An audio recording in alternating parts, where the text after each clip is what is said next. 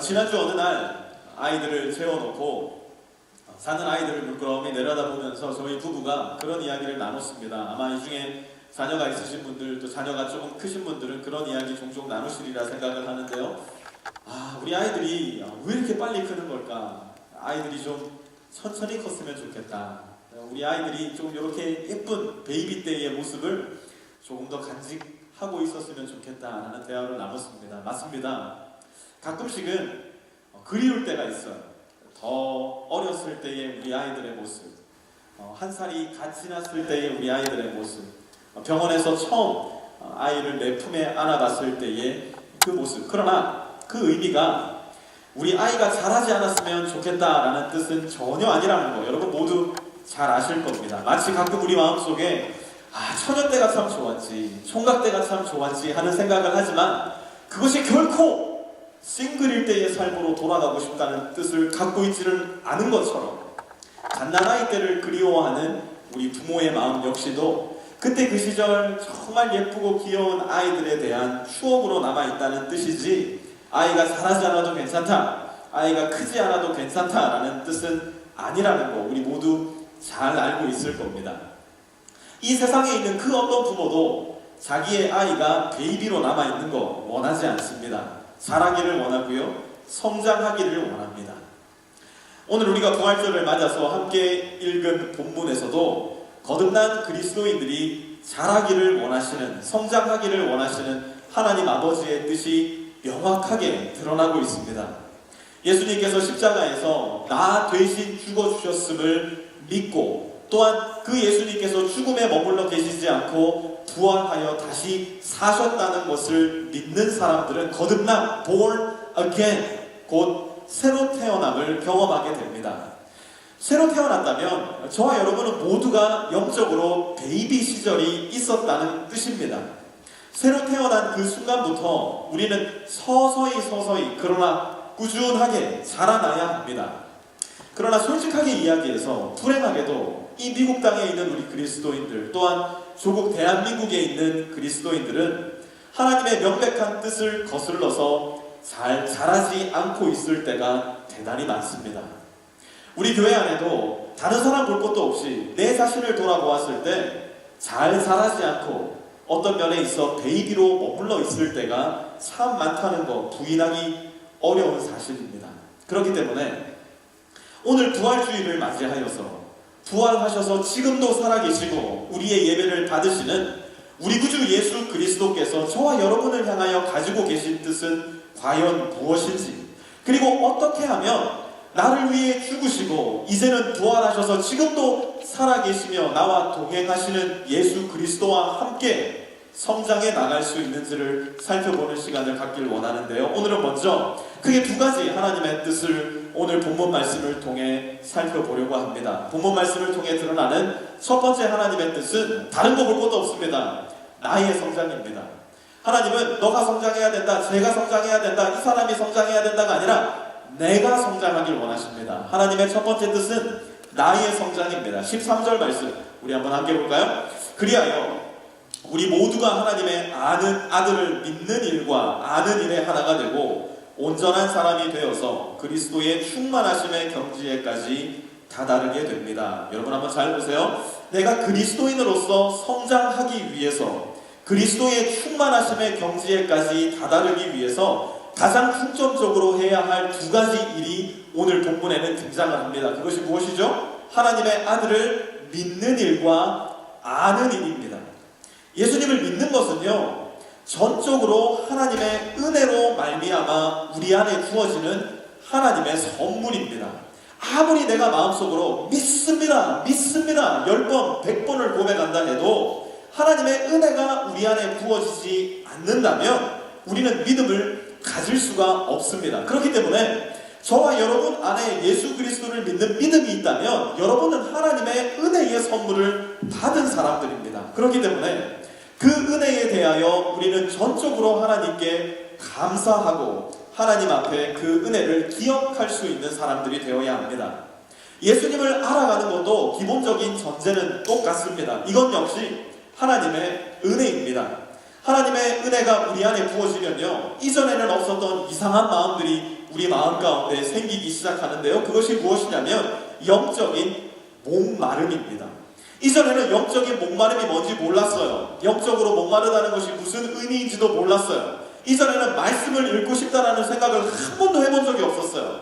이전에는 하나님 앞에 기도해야지라는 그러한 욕구도 전혀 존재하지 않았어요. 예배 자리에 나와서 함께 예배드려야지 꿈도 꾸지 않던 이야기예요. 그런데 이제는 틀려졌어요. 왜요? 하나님의 은혜가 내 마음 안에 부어지니까, 하나님의 은혜가 내 영혼 속에 부어지니까 기도하고 싶은 거예요. 말씀 읽고 싶은 거예요. 하나님의 전에 나와서 예배하고 싶은 마음이 생기는 겁니다. 왜 그렇습니까? 우리 안에 새로운 갈망이 주어진 거예요. 어떻게? 우리가 주님 안에서 새롭게 태어남으로 말미암아 새로운 존재가 되었으니, 새로운 피조물이 되었으니 하나님께서 이전에 없던 새로운 갈망들을 우리 마음 안에 부어주시는 겁니다. 그런데 여기에서 우리를 가로막는 것이 하나 있으니 그것이 무엇이냐? 저와 여러분이 자주 쓰는 말로 표현을 하자면 핑계이고요, 성경이 말씀하는 바대로 이야기하자면 시험입니다. 여러분, 사단이 제일 싫어하는 것이 무엇일까요? 사단이 제일 싫어하는 것은 두말할 거 없습니다. 예수님을 믿지 않는 사람들이 예수님을 믿음으로 말미암아 하나님의 자녀가 되는 것, 사단이 넘버원으로 싫어하는 거고요. 두 번째로 싫어하는 것은 무엇이냐면 하나님의 자녀로 거듭난 성도들이 매일매일 예수님을 닮아 성장하고 성숙하는 것, 사단이 두 번째로 싫어하는 겁니다. 그러니까 사단은 필사적으로 예수님을 모르는 사람들, 그 무지의 속으로 묶어두기 위해서 모든 수단을 동원하여 예수님을 믿지 못하게 막아서고요, 예수 믿은 사람들에게는 예수님을 알아가지 못하도록, 성장하지 못하도록, 예수님을 닮아가지 못하도록 막아섭니다. 성경 읽으려는 마음이 내 마음 가운데 들었지만 그 즉시로 내 마음 가운데 떠오르는 생각이 뭡니까? 지난주에 그 드라마 아주 그냥 예술적인 장면에서 끝났는데 지금 이 시간대쯤이면 그 드라마 인터넷에 올라왔을 텐데 펼쳐놓은 성경을 덮어버리고 인터넷에 가서 드라마를 뒤적거리기 시작하죠. 맞다. 그때 내가 정말 살려고 눈 찍어놨던, 점 찍어놨던 그 가방, 부활절 기념해서 분명히 빅딜이 떠올랐을 텐데 생각이 드자마자 성경을 덮어버리고 아마존을 뒤적거리기 시작하죠. 이따 애들 돌아오면 먹을 간식이 필요할 텐데 지금 성경 읽어야 되는데 지금 아니면 간식 만들 시간이 없을 것 같아. 지금 집 지어놓지 않으면 이따 집 지어놓을 시간이 없을 것 같아. 별별 생각이 다 떠올라 결국은 성경을 덮어버렸던 경험, 저와 여러분들 다 있지 않습니까? 기도해야지 하는 마음이 들었지만 눈을 감자마자 무슨 생각이 머릿속에 떠오릅니까? 온갖 잡념들, 염려들, 걱정들, 계획들. 부활주일인 오늘만큼은 내가 교회 늦지 말고 교회 가야지 생각하고 아침부터 준비하리라 결단을 했지만 이상하게 자꾸만 늦어지는 나의 계획들, 이상하게 오늘따라 협조적이지 않은 내 남편, 내 아내, 내 아이들, 지금 예배의 자리에 나와서 앉아있지만 이 자리에조차도 예배에 집중하지 못하고 마음속을 휘저어놓는 수없이 많은 걱정과 염려들. 왜 그렇습니까? 여러분, 사단은 우리 마음 가운데에 하나님의 말씀을 듣지 못하도록, 하나님 앞에 더 가까이 나아가지 못하도록 모든 수단을 동원한다는 것, 여러분 잘 기억하셔야 됩니다. 우리가 말씀을 듣지 못하도록, 내 영혼이 성장하지 못하도록 내 마음속에, 내 생각 속에 온갖 핑계거리를 심어 놓았다는 사실, 그리고 온갖 시험의 씨앗을 뿌려 놓았다는 사실, 우리는 잘 알고 있어야 합니다. 그러다 보니 건강한 내 영혼의 욕구가 육체의 욕구로 인해서 충족되지 못할 때가 참 많습니다. 그러다 보니 거듭난 우리임에도 불구하고 성장과 성숙에 있어 너무나 더딘 모습을 보일 때가 많다는 것입니다. 여러분, 갓 태어난 신생아가 성장하기 위해서 가장 중요한 두 가지가 무엇인 줄 아십니까? 잘 먹고 잘 자는 겁니다. 1개월 이전에 우리 유아들은 하루의 평균 수면 시간이 16시간이라고 합니다. 이제 2주 전에 태어난 우리 규빈이 같은 경우는 하루에 16시간을 지금 자야 정상인 겁니다.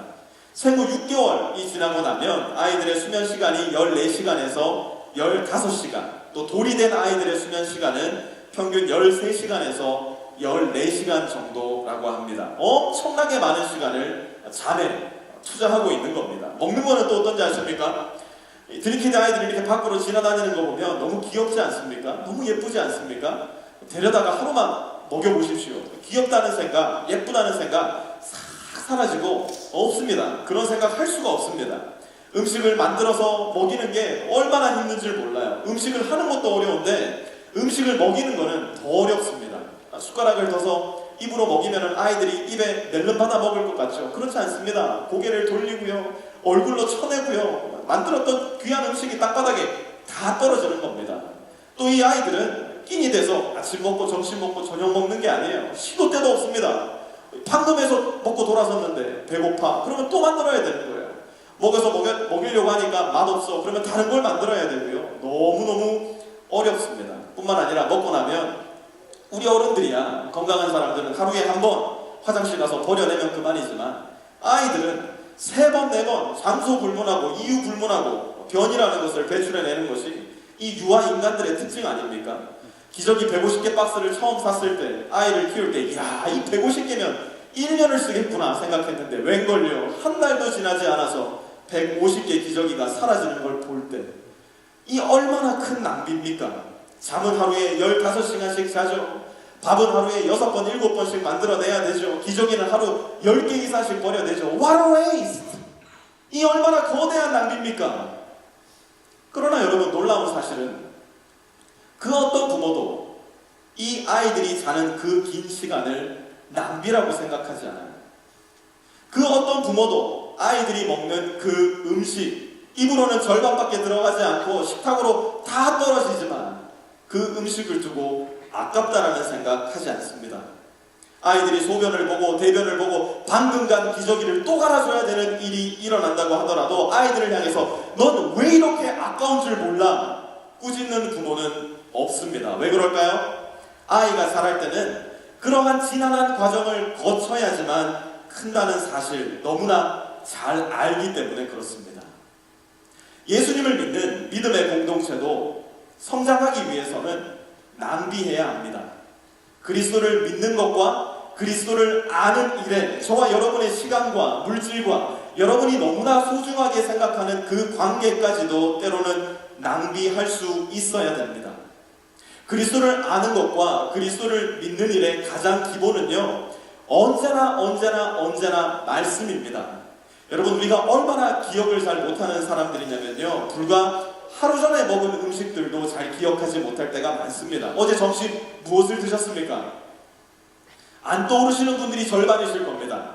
곰곰이 생각하고 또 생각해봐도 집에 갈 때까지도 생각 안 나시는 분 아마 이 자리에 많이 있을 겁니다. 뿐만 아니라 어제 점심 때 드신 것들, 여러분이 건강하시다면 아마 오늘 아침에 변기에다가 다 갖다 주고 왔을 겁니다. 장이 튼튼한 사람들은 한 번 먹은 거는, 하루에 먹은 거는 그 다음날 다 비워내는 게 특징 아닙니까? 그런데 오늘 아침 변기에 그 먹었던 걸 다 갖다 주면서 어제 스테이크 먹었는데, 어제 사부사부 먹었는데 이 아까운 걸 내가 어찌 버릴 수 있단 말인가, 그러면서 물 내리시는 분 계십니까? 그렇지 않죠. 시원하게 내보내는 거 아닙니까? 아주 쾌변을 했으면 기분이 좋아지는 거 아닙니까? 다 내려가 버려도 아깝다고 생각하지 않잖아요. 오히려 그렇게 낭비된 음식이 있기 때문에, 그렇게 변기로 내려가 버린 음식이 있기 때문에 우리가 건강하게 살 수 있는 거 아닙니까? 그 음식 안 먹으면 죽잖아요.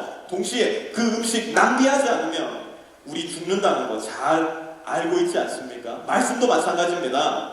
우리가 읽은 거, 우리가 묵상한 거, 우리가 암송한 거, 우리가 순종한 거 기억나지 않을 수 있어요. 목사님, 저는 읽은 말씀이 하나도 기억 안 나서 말씀 읽고 싶지 않습니다. 잘 들으세요. 당연히 기억 안 납니다. 당연히 까먹습니다. 그러나 마치 내가 먹은 음식을 변으로 내어 보낼 때에 우리 삶이 건강해지듯이 우리가 들은 말씀, 우리가 읽은 말씀, 우리가 암송한 말씀, 우리가 순종한 말씀, 비록 내가 까먹는다 할지라도, 비록 내가 잊는다 할지라도 그것이 내 영혼 가운데서 사라져버리는 것이 아니라 오히려 그것이 내 영혼의 힘이 되고 내 영혼의 자양분이 되어서 오늘 하루를 살아갈 힘을 말씀이 공급해 준다는 사실입니다. 지금은 기억나지 않을지 몰라도 위기와 시험의 순간에, 시험과 유혹의 순간에 오늘 내가 나의 시간과 나의 관계와 나의 물질을 낭비하여 묵상하고 읽고 순종한 말씀이 나를 살게 하고 나를 살아나게 하며 성숙하게 한다는 것입니다. 말씀을 통한 나의 성장, 하나님의 뜻은 다른 데 있지 않습니다. 저 사람 좀 성장해야지, 저 집사님 좀 더 성숙해져야지. 아니요. 하나님의 뜻은 저 집사님에게도 있지 않고 이 형제님에게도 있지 않으며 나의 성장에 있다는 사실, 여러분 잘 기억하시기를 부탁을 드립니다. 두 번째, 오늘 본문에 드러난 하나님의 뜻은 우리의 성장입니다. 우리의 성장이에요. 내가 성장했다면 이제는 우리가 함께 성장해 나가야 됩니다. 15절 함께 봅니다. 우리는 사랑으로 진리를 말하고 살면서 모든 면에서 자라나서 머리가 되시는 그리스도에게까지 다다라야 합니다. 사도 바울은 다시 두 번이나 강조하여서 성장과 자람에 대해서 말씀하고 있는데요. 우리는 어떻게 성장하는가? 15절 한번 자세히 보시기 바랍니다. 우리는 무엇으로? 사랑으로 진리를 말하고 살면서 어떤 면에서 자라난대요? 모든 면에서 자라난다는 겁니다. 다른 방법은 없습니다. 그런데 한번 잘 보세요, 여러분. 사랑은 혼자 합니까? 아니면 같이 합니까? 아무리 돈이 많은 사람도, 아무리 지혜가 많은 사람도, 아무리 권위가 많은 사람도 절대로 혼자 할 수 없는 것이 있으니 그것이 무엇이냐면 사랑입니다. 그러니까 사도 바울이 15절에서 강조하고 싶은 것이 무엇인가? 그리스도인들이요, 성장하고 싶습니까? 그리스도인들이요, 성숙하고 싶습니까? 여기에 두 번째 방법이 있습니다. 그것은 바로 함께 사랑 안에서 자라가는 것입니다. 교회 공동체가 중요한 이유가 바로 그것입니다. 우리가 함께 사랑하면서 자라날 수 있도록 훈련하고 가장 먼저 연습하는 곳, 그것이 바로 교회입니다. 여러분, 우리 한국 사람들은 대부분 큰 눈을 가지고 싶어 합니다. 여러분도 아마 큰 눈을 갖고 싶은 분들 이 자리에 계실 겁니다. 쌍꺼풀도 좀 있었으면 좋겠고, 이왕이면 눈이 좌우로도 좀 더 찢어지고 위아래로도 좀 더 찢어져가지고 좀 더 큰 눈이 되었으면 좋겠는데 싶은 아쉬움이 아마 있는 분 계실 거예요. 최근에 제 아들이 어떤 여자아이 하나와 사랑에 빠졌는데요. 그동안에는 제 아내를 넘어서는 여자는 없었습니다. 그 이전에는 제 아내보다 더 좋은 사람은 없었습니다. 그런데 이제는 이 여자아이가 엄마보다 더 예쁘대요. 이 여자아이가 엄마보다 더 좋대요. 엄마가 이제 슬슬 배신감을 느끼기 시작했어요. 제가 도대체 얼마나 예쁜 아이인지 사진으로 보여드릴게요. 사진 한번 보여주세요. 혹시 이 캐릭터를 아시는 분이 있으십니까? 새로 나온 캐릭터입니다. 추루 공주라는 캐릭터인데요. 이 정도 눈 되면 만족하시겠습니까? 저 정도 눈이면 좀 볼만하지. 저렇게 눈이 커야 이것저것 잘 보일 테지. 그런 생각하는 분 혹시 계십니까? 실제로 눈이 저렇게 커버리잖아요. 정말 징그럽습니다. 코는 보이지도 않아요. 숨을 눈으로 쉬라는 겁니까? 뭡니까? 굉장히 징그러운 얼굴입니다, 사실은. 그러나 우리는 저렇게 큰 눈 부러워할 때가 많죠. 부러워하지 마세요. 조금 작더라도 적당히 오똑한 코, 적당히 반짝반짝 빛나는 앵두 같은 여러분의 입술, 적당히 큰 여러분의 얼굴이 가장 예쁘고 가장 예쁜 겁니다. 이런 눈 욕심내지 마시기 바랍니다. 무슨 얘기예요? 눈과 코와 입이 다 조화로워야 예쁘다는 얘기입니다. 눈과 코와 입이 다 오밀조밀하게 자리하고 있어야 징그럽지 않고 아름답다는 겁니다. 팔다리는 어떻습니까? 손이 혼자서 커버리면 그거 보기 좋습니까? 여러분 다리 긴 사람들 좋아하지 않습니까? 다리가 그런데 너무 길어 보세요. 그거 보기 좋습니까? 그렇지 않죠. 모든 크기가, 모든 길이가 적당히 자리 잡아줘야 아름답고 건강한 신체가 되는 겁니다. 이와 마찬가지로 그리스도인은 오늘 본문에서 무엇이라고 표현을 하고 있냐면 굉장히 흥미롭게도 한 몸이라고 말씀을 하고 있습니다. 그리고 16절에는요, 그 몸이 어떤 특징을 가졌는가를 굉장히 자세하게 이야기해주고 있는데요. 한번 살펴볼게요. 첫 번째 특징을 보니까 16절, 온 몸은 머리이신 그리스도께 속해 있으며, 몸의 첫 번째 특징이 뭐냐? 온 몸은 서로에게 의존적이라는 겁니다. 온 몸은 먼저는 머리에게 의존을 해야 되고요, 각 지체들은 서로 다른 지체에게 의존적으로 만들어진 존재들입니다. 한번 예를 들어 볼게요. 눈이 아무리 크다고 해도요, 목뼈가 없으면, 허리가 없으면 한 곳밖에 볼 수가 없습니다. 목뼈가 있기 때문에, 허리가 있기 때문에 전후 좌우 사방 360도로 다 볼 수 있게 되는 겁니다. 아무리 경관이 좋다고 한들 발이 없으면 거기에 가볼 수가 없고요, 아무리 맛있게 생긴 음식이 있다 한들 손과 입이 없으면 그것을 먹을 수 없게 되는 겁니다. 목구멍을 통해서 음식을 삼키게 되면 식도로 음식이 내려가 위에서 소화시켜서 십이지장으로 내려가야 비로소 그 음식은 우리 몸의 영양분으로 남게 되는 것이죠. 이처럼 모든 몸의 지체들은 서로에게 의존적입니다. 나 혼자만 잘났다는 몸의 지체는 존재할 수가 없고요. 그런 지체는 살아남을 수도 없는 것이 바로 우리 몸이 가지고 있는 특징입니다. 두 번째 몸의 특징은 무엇인가? 16절 이어서 보도록 하죠.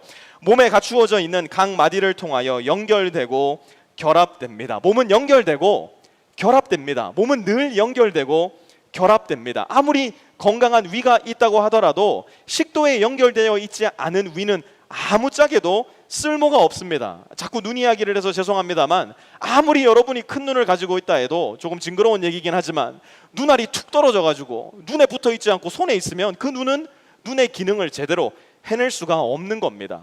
다리가 아무리 길어도 내 허리에 붙어 있지 않으면 그 다리는 자기 다리의 기능을 하지 못하고 아무리 짧아도 내 허리에 딱 붙어 있는 다리가 비로소 건강하고 아름다운 다리가 되는 겁니다. 몸은 결합되고 연결되는 특징을 갖고 있다는 겁니다. 세 번째 몸의 특징 16절 계속 보면요, 각 지체가 그 맡은 분량대로 활동함을 따라 몸이 자라나며 사랑 안에서 몸이 건설됩니다. 여러분 NLT 성경을 보니까요, 이 구절을 이렇게 기록하고 있어요. As each part does its own special work.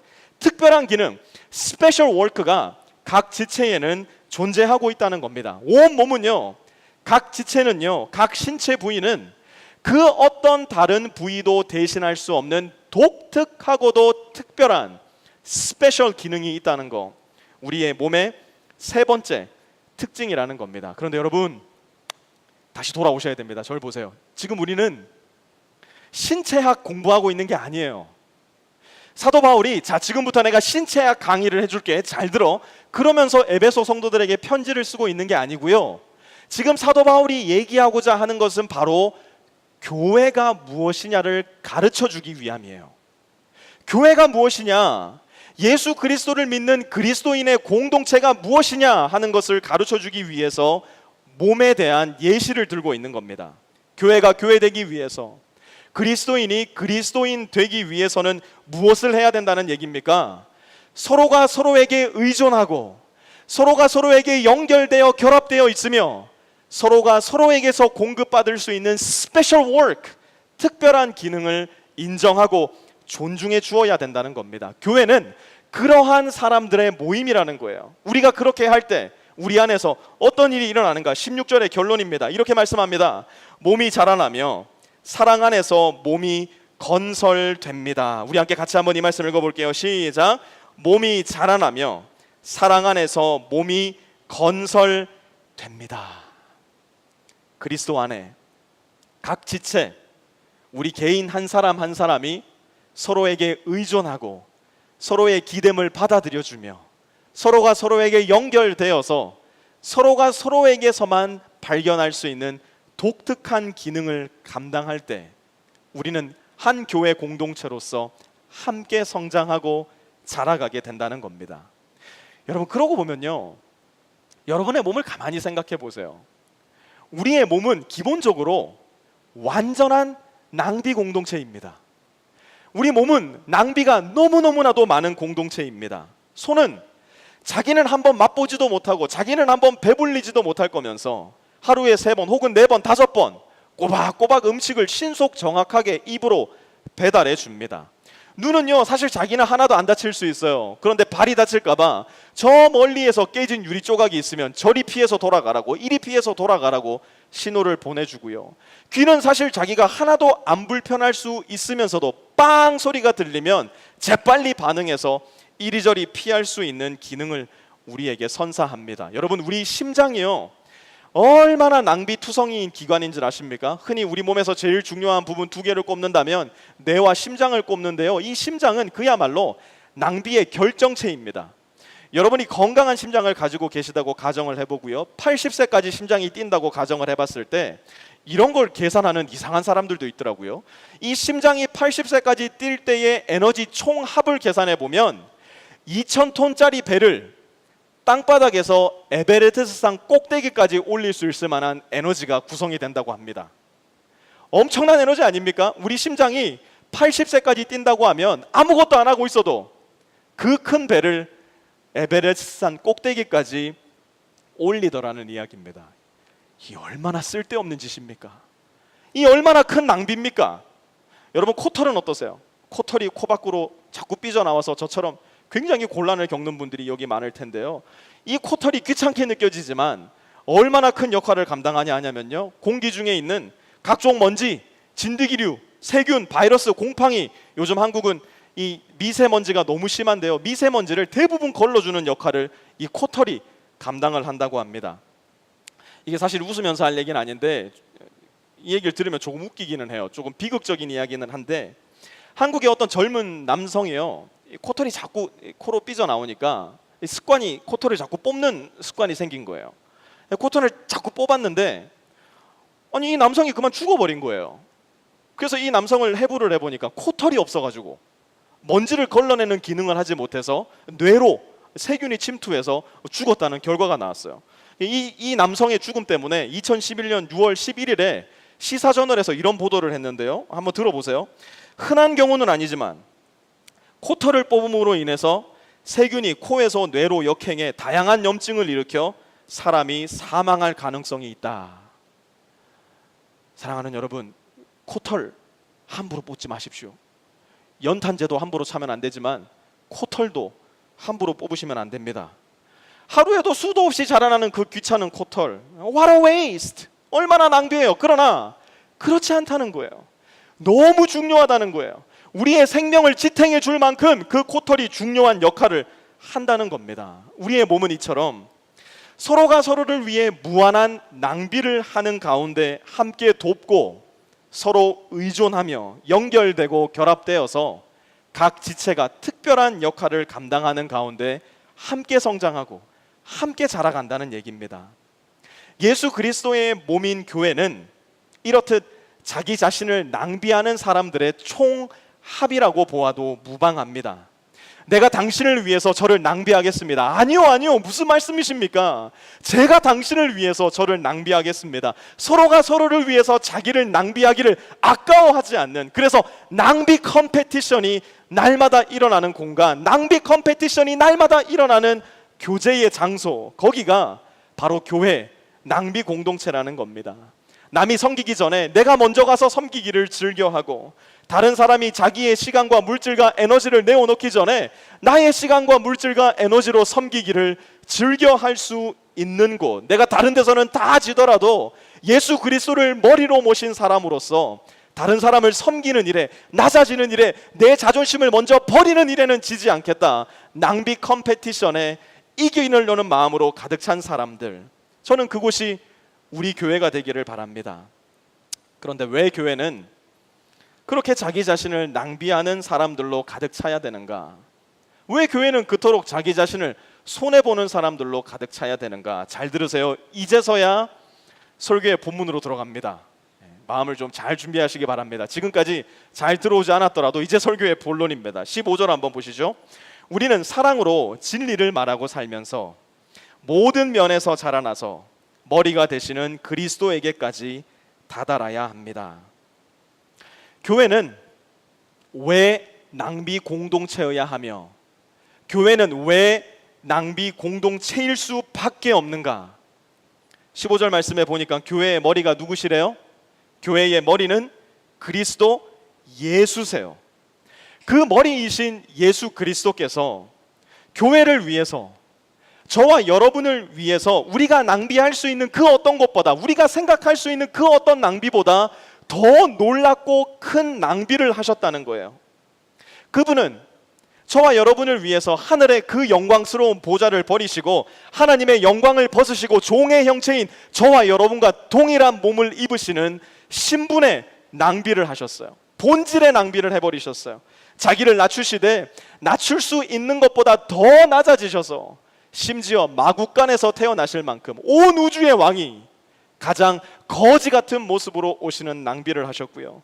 사람들의 손가락질 속에서도 늘 죄인들을 찾아가시고 늘 병자들에게 손을 얹어주시고 늘 어린이들을 안아주시는 관계적 낭비를 하셨어요.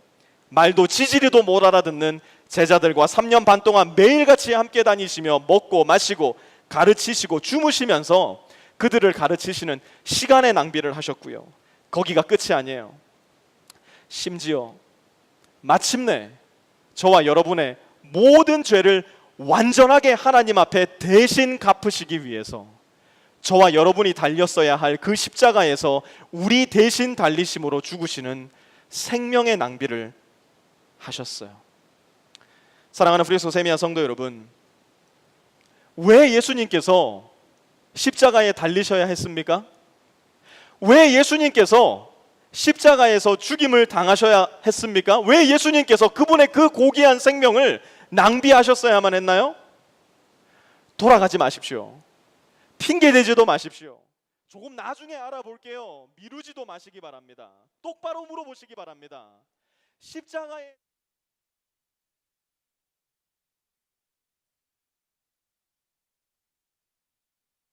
죄 때문에 하나님께 한 발자국도 갈 수 없는 우리의 본질적인 그 치명상을 깨트리고 우리를 구해 주시기 위해서 예수님은 하나님 앞에서 내가 갚아야 할 죽음의 죄를 죽으심으로 대신 갚아 주신 거예요. 그러나 예수 그리스도의 본질의 낭비, 신분의 낭비, 생명의 낭비, 그분께서 저와 여러분을 향해 가지고 계셨던 사랑의 낭비로 인해서 비로소 저와 여러분은 살게 된 겁니다. 비로소 저와 여러분은 하나님께로 갈 수 있는 길이 열리게 되었고요. 비로소 저와 여러분은 이 땅에서의 유한한 생명이 아닌 영원한 하나님 나라에서의 생명을 꿈꾸고 소망하며 살 수 있게 되었습니다. 그 낭비를 가장 먼저 우리에게 보여주신 분이 바로 우리의 머리 대신 예수 그리스도세요. 우리는 예수 그리스도의 낭비 때문에 하나님의 자녀가 되는 영광을 얻었어요. 이제는 예수 그리스도를 머리로 모신 예수 그리스도의 지체로서 예수님이 하셨던 것과 똑같이 누군가를 위해 나 자신을 낭비할 때 예수님께서 얻으셨던 그 부활의 영광을 저와 여러분도 얻게 된 것입니다. 그러나 만약 우리의 시간과 우리의 물질과 저와 여러분의 그 알량한 자존심과 우리가 부여잡고 놓아주지 못하는 관계들을 다른 사람들을 위해 낭비하기를 거절한다면 저와 여러분은 그리스도와의 그 복된 사귐을 빼앗기게 되고 그리스도를 따름으로 성장하고 성숙해 가는 것도 멈추게 될 겁니다. 사랑하는 성도 여러분, 기억하시기 바랍니다. 예수님을 머리로 모시고 예수님께서 보여주신 그 낭비를 따라 사는 삶은 낭비의 삶이 아닌 거둠을 위한 작은 씨앗이라는 것을 기억하셔야 됩니다. 만약 우리를 향한 예수 그리스도의 십자가 낭비가 없었더라면 예수님의 부활의 영광도 없었을 겁니다. 만약 우리를 향한 예수 그리스도의 죽음의 낭비가 없었더라면 영원한 생명의 거둠도 생명의 영광도 존재하지 않았을 겁니다. 마찬가지로 이제 예수 그리스도를 머리로 모신 우리 그리스도인들이 내 자신을 누군가를 위해 낭비하기를 거절한다면 우리 삶 안에서도 순간순간 발견할 수 있고 맛볼 수 있는 영광의 열매와 거둠은 부재할 수밖에 없을 겁니다. 그리스도 안에서 성장하고 성숙해가는 변화된 삶을 향한 경험도 당연히 우리 삶에는 부재할 수밖에 없을 거예요. 사랑하는 여러분, 저와 여러분은 교회입니다. 여러분은 교회에 오신 것이 아니라 여러분이 성령께서 거하시는 하나님의 전 곧 교회라는 사실을 잘 기억하셔야 됩니다. 여기에 오셨을 때만 내 머리가 예수 그리스도시지 교회 문을 열고 나가는 순간 머리를 뚝 떼어놓고 나가는 여러분들이 아니라 여러분들이 여러분을 그리스도인으로 지칭한다면 믿는다면 여러분의 머리는 어디를 가든지 간에 예수 그리스도인 여러분은 교회입니다. 교회는 예수 그리스도를 따라 나를 낭비하는 사람들의 모임입니다. 나를 내어주는 곳이 교회이고요, 나를 희생하는 사람이 교회입니다. 그렇게 예수님을 따라가고 닮아가는 사람들의 모임, 그것이 바로 교회입니다. 그리스도와 함께 죽은 사람은 그리스도와 함께 부활을 경험하게 됩니다.